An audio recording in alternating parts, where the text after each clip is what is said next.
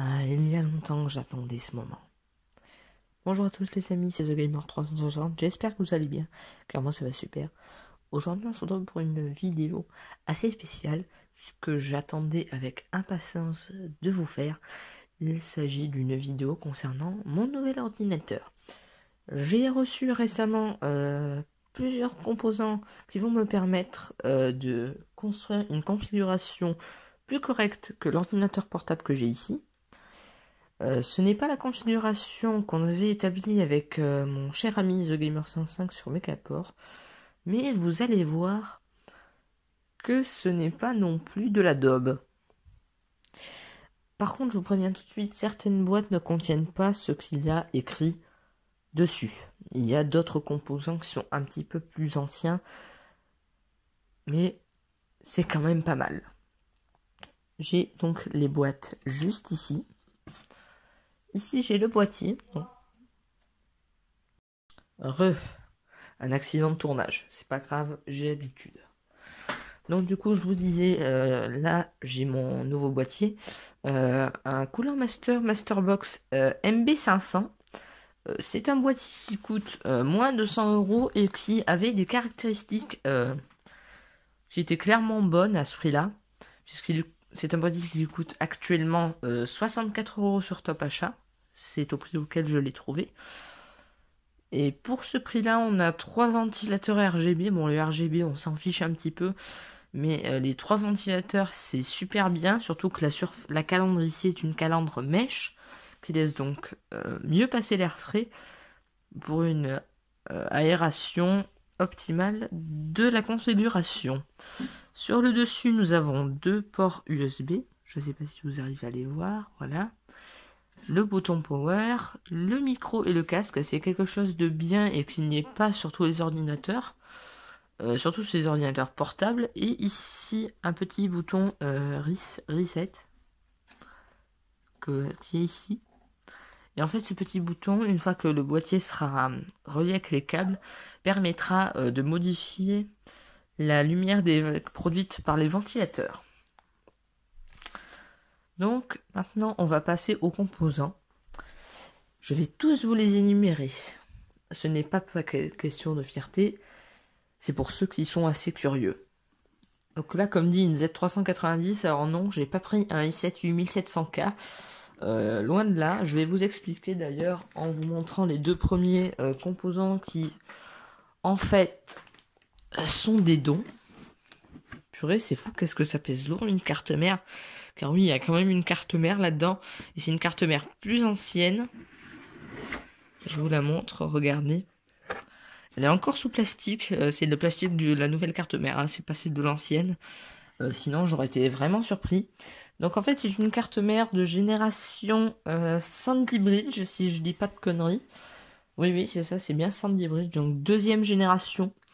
Et je sais pas si vous voyez bien, mais sous le ventilo, qui est vers là, on a un Intel Core i7 2700K, qui est bon, certes vieux, mais un i7 reste un i7, et je suppose que pas mal d'entre vous qui se connaissent un petit peu dans le hardware savent que les i7 restent de très bons processeurs, assez puissants. Malheureusement, il paraît que d'après une des failles de sécurité de Windows, les processeurs d'ancienne génération se seraient mis à ramer, donc l'optimisation de Windows va devoir se faire plus consécutivement pour que ça tourne bien. Mais en jeu, ça reste quand même un très bon processeur. Ici, nous avons la mémoire vive. Il y a 16 Go couplé en... Comment que ça s'appelle déjà ? Je connais le Dual Channel, mais l'autre, je sais plus comment ça s'appelle. Enfin, on a 4 barrettes de 4 Go. Oui, c'est bien ça. Donc on a 16 Go de RAM, je ne connais pas la fréquence, mais c'est largement suffisant. Je pense que c'est déjà supérieur aux 800 MHz de mon PC portable, qui, faut le reconnaître, a un petit peu de mal parfois selon les jeux, et qui manque parfois de mémoire. Comme par exemple pour certains émulateurs qui ne tournent pas très bien. Ça, c'était la carte mère. On va passer Maintenant, à la carte graphique, la pièce, selon moi, la plus importante. Processeur aussi, et la RAM, c'est assez important. Mais il m'a fallu une bonne carte graphique qui, d'ailleurs, sera changée. Je le dis tout de suite, je compte en changer. Car, oui, cette carte mère avec ce processeur et cette mémoire vive, on m'en a fait don, tout simplement. Il en est de même pour la carte graphique qui n'est pas une 1060. Mais effectivement, cette 1060, c'est une carte graphique que je compte acheter dans le futur, puisque c'est un modèle qui n'est pas non plus trop haut de gamme, qui ne coûte pas excessivement cher, enfin pour une carte graphique, hein, ça reste quand même, je crois, 300 € à peu près, mais ça reste quand même assez raisonnable pour une carte graphique. Alors là, on a une carte son qui ne va certainement pas me servir, une Asus, assez ancienne aussi, comme la plupart de ses composants. Donc je sais pas si elle va me servir, faudrait qu'on me retrouve le driver. Mon tonton m'a dit qu'il essaierait de m'aider, mais je lui ai dit que ça serait pas la peine. Et la carte graphique, je vous la montre. Je vais mettre ça quelque part. Je vais le mettre juste là. Voilà. Là, nous avons la carte graphique qui a un ventilateur ici au centre. C'est un design assez spécial, je vous l'avoue, mais bon, le design on s'en fiche. C'est une AMD Radeon HD 6870. D'après ce qu'on m'a dit, les jeux tournent assez bien dessus, mais faut bidouiller 2-3 trucs pour que ça tourne. C'est pas un souci, j'ai bien l'habitude de bidouiller avec mon PC portable pour que ça tourne un peu mieux, et encore c'est pas mirobolant. C'est une carte graphique assez ancienne, de la même génération que le i7 2700K, donc bon, ça a quand même plus de 6 ans, ça a déjà servi, mais c'est en très bon état. C'est pour ça qu'on m'en a fait don d'ailleurs, car si c'était en plus mauvais état, je ne pense pas qu'on me l'aurait tout simplement donné. Ça n'aurait pas valu le coup, mais puisque c'est des composants en très bon état, on m'en a fait don, histoire que je puisse me construire une configuration correcte. Et je pense que cette configuration va me permettre de vous faire des vidéos de meilleure qualité, et par la même occasion pouvoir ressortir des vidéos que j'avais déjà faites, mais avec moins de lag, notamment les vidéos sur les simulations No Limits 2, comme par exemple celle de Space Mountain qui laguait pas mal. Je pense que je vais refaire certaines de ces vidéos. À partir de là, on va passer aux composants que j'ai achetés. J'ai déjà premièrement acheté une carte Wi-Fi, car d'après ce que mon tonton m'a dit, il m'en avait pas fourni une. C'était uniquement par câble Ethernet, et ma box est en bas, car oui, actuellement je suis dans ma chambre à l'étage. Et je n'allais pas faire un trou dans le mur, surtout que nous ne sommes pas propriétaires. Voilà une petite carte Wi-Fi. Tout ce qu'il y a de plus standard, j'ai envie de dire, qui se branche donc en PCI, donc à l'arrière du boîtier avec les ports PCI. Je vais vous montrer. On va décaler le monstre, car oui, c'est un gros pâté qui pèse tout de même son poids. 6 kg, c'est pas rien, à porter c'est lourd. Ah, il n'y a pas assez de lumière, merde. Je sais pas si vous allez bien voir. Là, vous voyez le ventilateur ici. Les petits trous. Et vers là... Ah non, vous allez rien voir. Je mettrai peut-être une photo entrecoupée, quoique. Si j'arrive à retourner le boîtier, vous pourrez peut-être voir. Là, c'est un petit peu mieux. On va essayer de faire... Non, ça n'y fait pas, mais... Vous voyez, ici, on a 7 slots PCI. Et c'est là que se branche tout simplement la carte graphique, la carte son, ainsi que la carte Wi-Fi. Enfin, toutes les cartes, quoi. D'ailleurs, le panneau... Enfin, le panneau, moi. Le boîtier possède un panneau en verre plein. Ceci est pas mal, c'est déjà plus résistant que le plexiglas. Et en plus, ça prend un peu moins la poussière. ce qu'il y a de bien. Alors, je viens de constater un truc, c'est que le bouton reset est un petit peu trop petit. Du coup, pour appuyer dessus, faut vraiment forcer. Et j'ai un peu peur que ça casse si on force un peu trop. Mais bon, normalement, ça devrait aller. On passe maintenant à ce qui va permettre d'alimenter l'ordinateur en électricité, car oui, c'est bien beau, mais un ordinateur sans alimentation, ça peut pas fonctionner.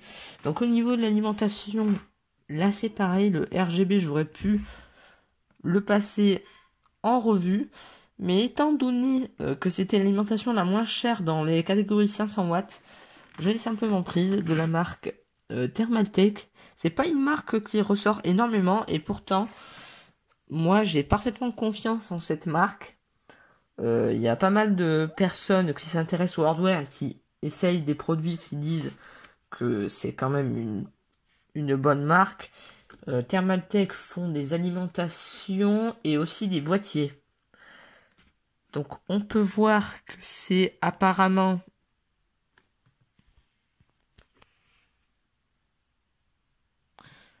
garantie 5 ans. Oh. Parce que je croyais que c'était marqué 5 years variante, mais non, c'était warranty, donc 5 ans de garantie. Quand même, c'est pas mal tout ça. Donc on peut brancher du Kaby Lake, donc un i7 7700K par exemple, ou un i5 7600K. Personnellement, je vais pas faire évoluer mon processeur tout de suite, c'est surtout la carte graphique qu'il faut que je fasse évoluer. Il est dit aussi que le ventilateur est ultra silencieux. Alors tout à l'heure je vous ai pas dévalé la carte Wi-Fi parce que c'est assez petit et assez fragile. Là je vais quand même ouvrir la boîte car j'ai déjà un peu regardé. Je l'ai reçu il y a tout à l'heure et je vous avoue que je trépignais de regarder ce qu'il y avait à l'intérieur. Donc dedans on a un petit manuel d'utilisation, toujours très pratique. Ça a pas toujours été là. Je vois par exemple pour la chaise sur laquelle j'ai posé mes composants, qui est toute nouvelle d'ailleurs, eh bien, il n'y avait pas de mode d'emploi. Alors pour la monter, voilà la mise. Et ici, nous avons le petit livret de garantie. C'est marqué je ne sais plus où. Voilà, ici.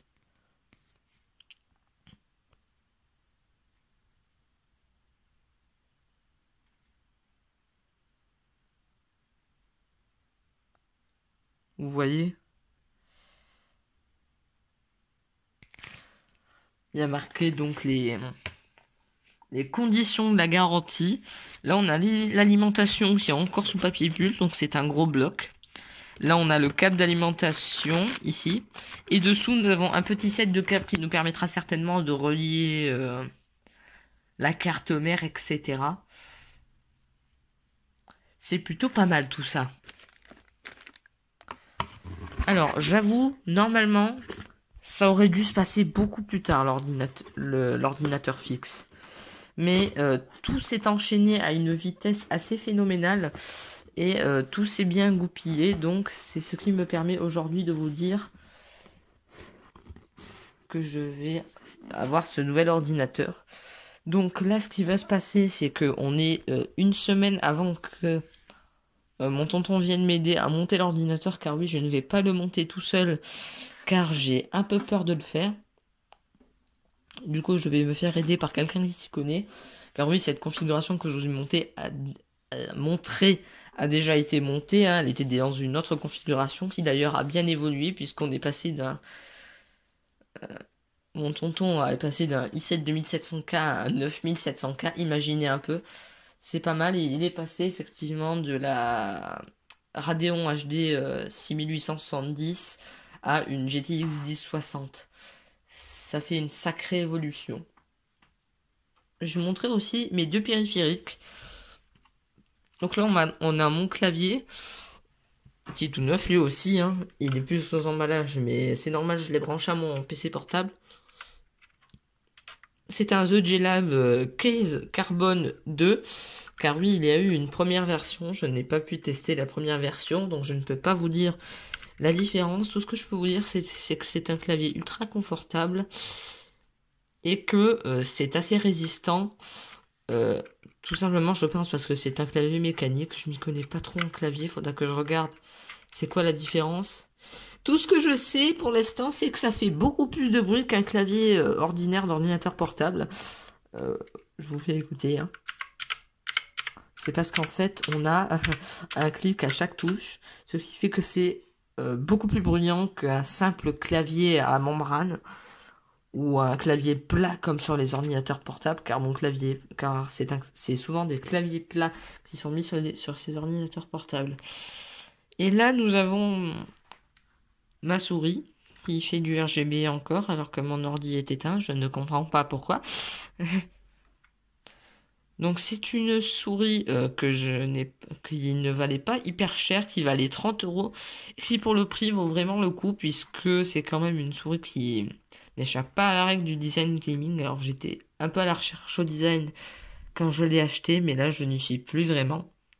Maintenant je recherche plus la robustesse et l'efficacité des composants. Mais ce qui est pratique avec ce genre de souris, c'est ce petit bouton. En fait, vous pouvez régler la sensibilité de la souris. Donc vous pouvez l'augmenter comme ça et la diminuer comme ça. La roulette est quand même plus confortable que sur une simple souris. Et elle fait du RGB, mais bon ça, ce n'est qu'un détail. D'ailleurs, je vais la débrancher parce que ça va me déranger. Plus tard. J'ai aussi acheté un petit tapis de souris car sur une surface en verre, ça marche pas. C'est normal en même temps. Et là, nous avons l'écran dont on m'a fait don aussi. Donc, vraiment, on m'a fait don d'énormément de choses. Ça, c'est extrêmement bien. Non, je surveillais que personne ne vienne dans ma chambre. L'écran, donc, c'est un... I can't seem to find myself again. My world's are closing in.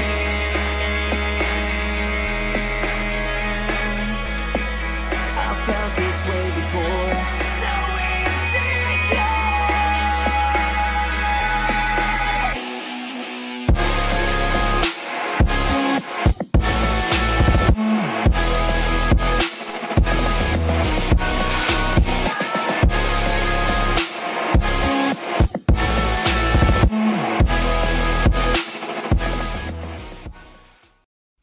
Ça y est les amis, l'ordinateur est monté.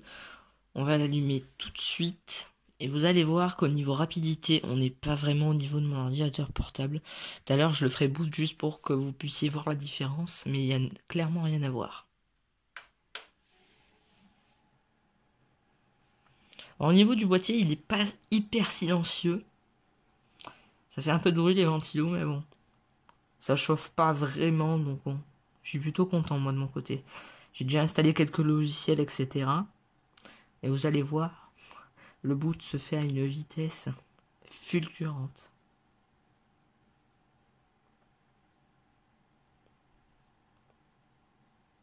Voilà, on est déjà sur le bureau.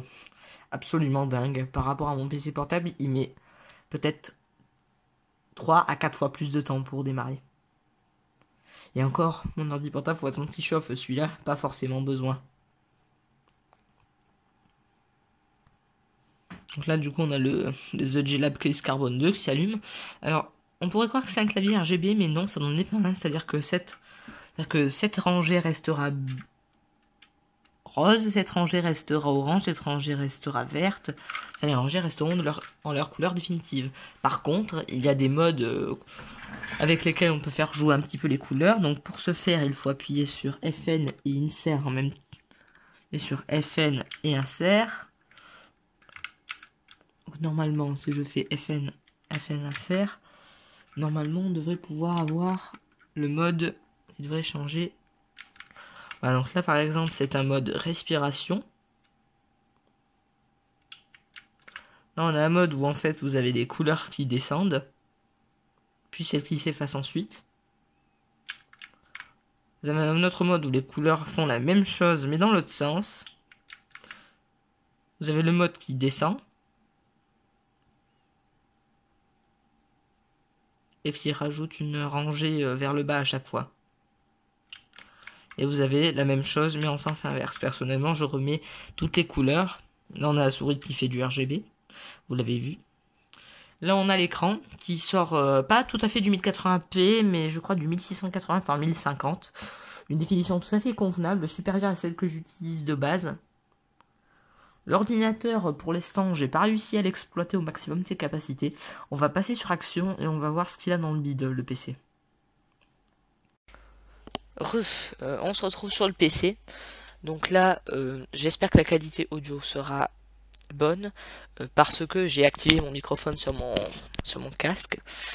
Je n'ai pas de microphone sur mon écran car c'est un écran tout simple qui sort quand même une très bonne définition, on va pas se plaindre. Donc mon compte Steam est démarré. Avant toute chose, je vais vous parler de quelque chose. C'est bien évidemment des vidéos avec la Team The Gamers, car je sais que pas mal vont me demander si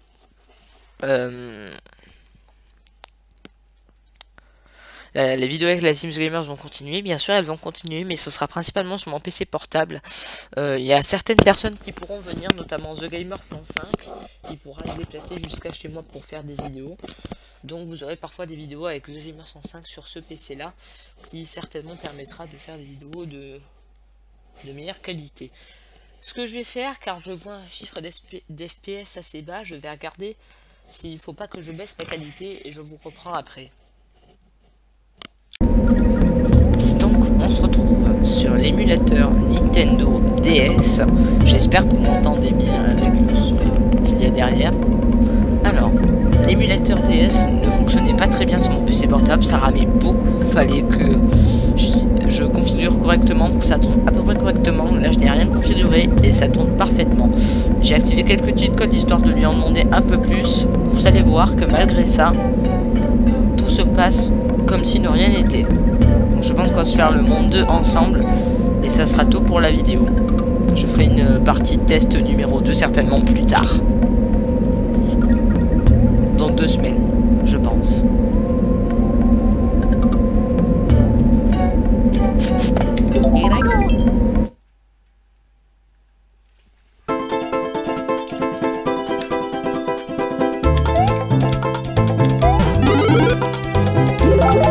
Comme cheat code, j'ai activé l'invincibilité éternelle, sinon c'est pas drôle. Et le fait de pouvoir courir super vite.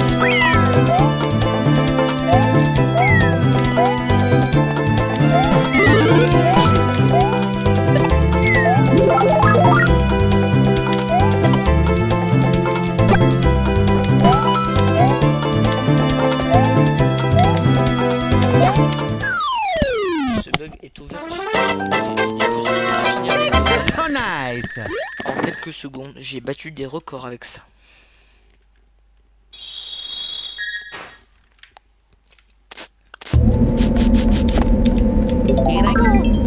Si vous entendez des bruits de touche, hein, c'est mon clavier mécanique, il est pas silencieux.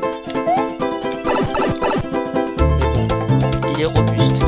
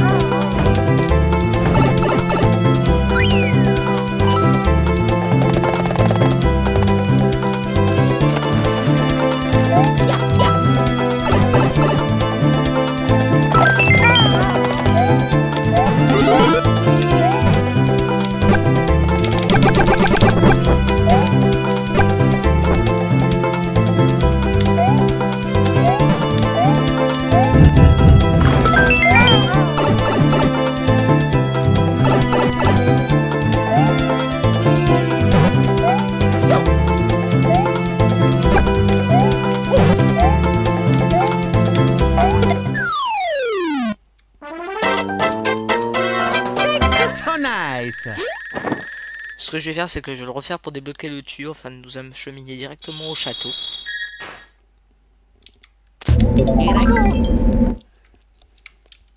Et que je vais prendre le passage secret. Le passage peut-être que ceux qui jouent, je vais leur apprendre quelque chose. Quoique que bon, le jeu est vivant en soi.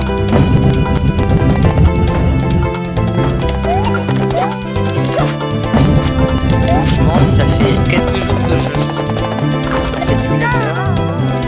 Et le PC, franchement, je te dise, honnêtement, il s'en fout.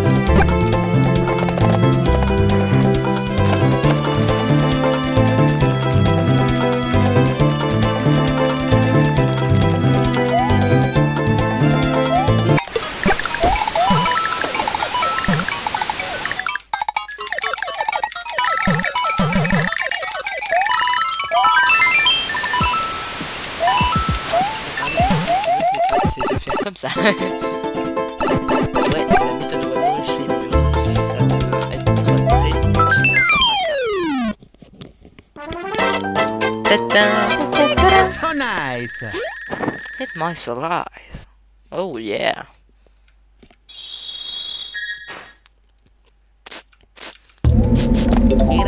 Franchement, ça tourne mais super bien. Je suis super content de ce PC. Ça va me permettre de vous fournir du contenu de meilleure qualité, je suis quasiment sûr à 100%. Oh là là.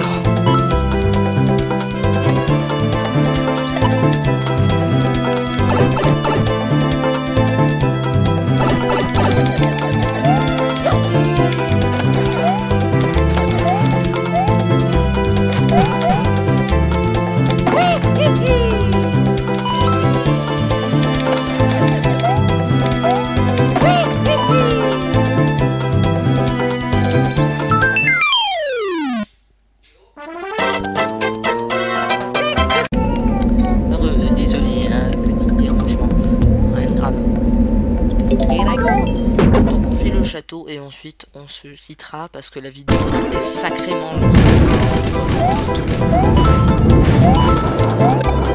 Et encore si c'est pas trop long, je vous proposerai un gameplay sur un jeu. Ça dépend.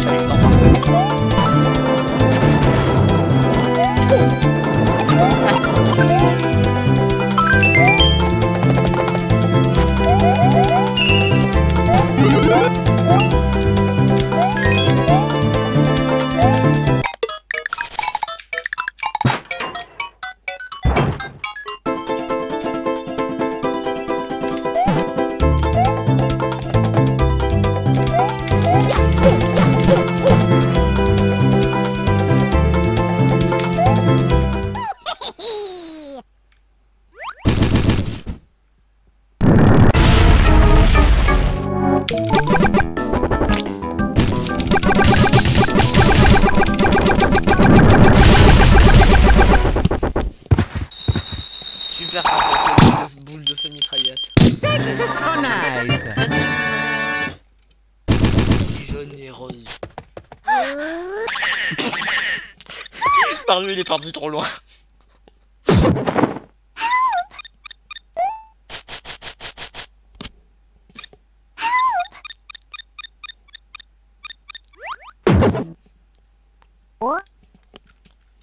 Point d'interrogation, point d'interrogation, point d'interrogation. Ouais, bon. D'accord. On va savoir pourquoi. Bon, ce que je vais faire les amis, c'est que je pense qu'on aura le temps. Donc, on va se reprendre sur le jeu.